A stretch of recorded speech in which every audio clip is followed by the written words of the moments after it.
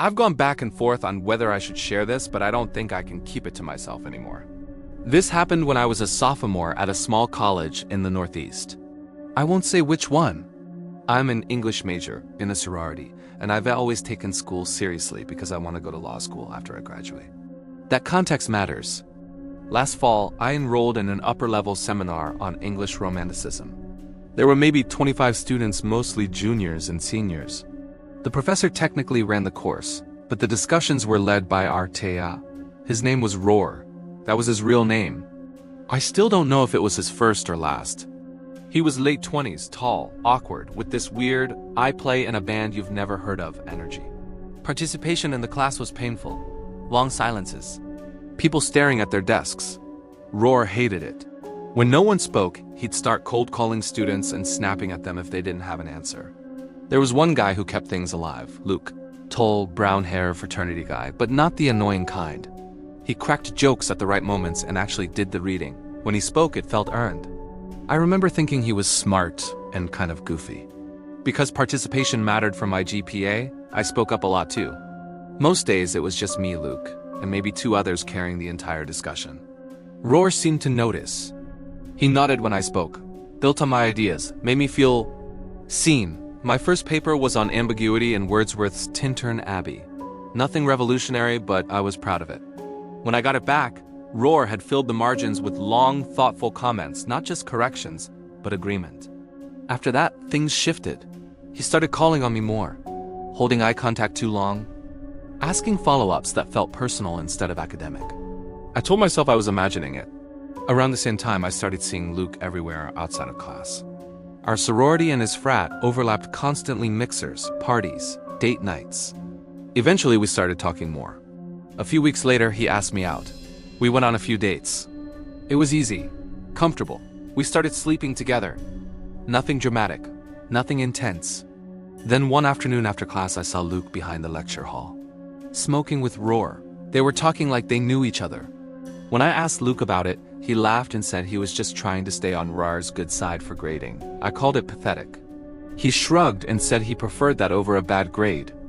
A few weeks later, I noticed his phone lying next to him while he slept. A YouTube video was playing. I shouldn't have looked, but I did. What I found made my stomach drop. He had dozens of photos of me. Some normal, some not. A few were ones I'd sent him, but many were photos I had never taken. Photos I didn't know existed. I didn't confront him. I didn't sleep that night. A week later, I unlocked his phone again. This time I checked everything. He had been sending my photos to an unsaved number, regularly, 4 weeks. Almost the entire time we'd been together, I took pictures of everything. Then I woke him up screaming. He claimed it was a backup phone. A lie so stupid I didn't even argue. I grabbed my things and left. The number belonged to Roar. The police got involved, Luke confessed quickly. Roar had been paying him hundreds of dollars for photos of me. It had been happening since the beginning of the semester. Luke was expelled. Roar was fired. I think there was jail time. None of it felt like enough. That was over a year ago. I'm a senior now. I thought it was behind me.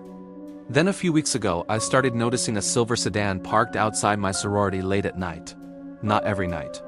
Just often enough. I've never seen anyone get in or out. I'm probably being paranoid. But I don't know how they'd even know where I live now. If anything else happens, I'll update. Story 2.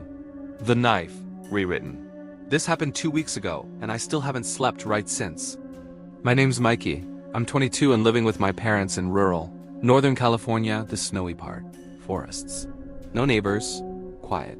2 weekends ago, my parents left the country for a wedding. I had the house to myself. The first night was fine. The second night wasn't. I woke up in the middle of the night for no reason. No noise, no phone notification. Then I saw my closet door, wide open. I always close it, always. I grabbed my phone and turned on the flashlight. There were 2 people standing at the edge of my bed. They moved instantly, too fast, scattering away from the light. I screamed. I chased them into the hallway, but I heard the front door slam before I could catch up. When the police arrived, they found nothing. No forced entry. Every door and window locked. Except maybe the front door. After they left, I went back to my room and turned on the lights. That's when I saw the knife on the floor. One of my mom's kitchen knives. They had been standing over me with a knife while I slept. I don't know why they were there, and that scares me more than anything. Story 3, Close Your Blinds. Rewritten. This started 3 months ago, right after I moved into my first apartment alone. I'm 23. 1 bedroom, 2nd floor. Parking lot view. At first everything was normal. Then I noticed him. A guy in a gray hoodie. Late 30s. Average. Forgettable. I kept seeing him. In the parking lot. Near the stairs. Sitting in a navy blue sedan. Always positioned so he could see my apartment. Then one night I saw him at a Chipotle 15 minutes away from my place. Same guy. Same hoodie. Watching me. I called the police later. They found nothing. A week passed. Then I found a note under my door. It said, "You should really close your blinds at night." I moved out 2 weeks later. A month after that, I saw the same navy blue sedan parked 2 blocks from my parents' house. I don't know how he found me. I don't want to know. I just hope this story never needs an update.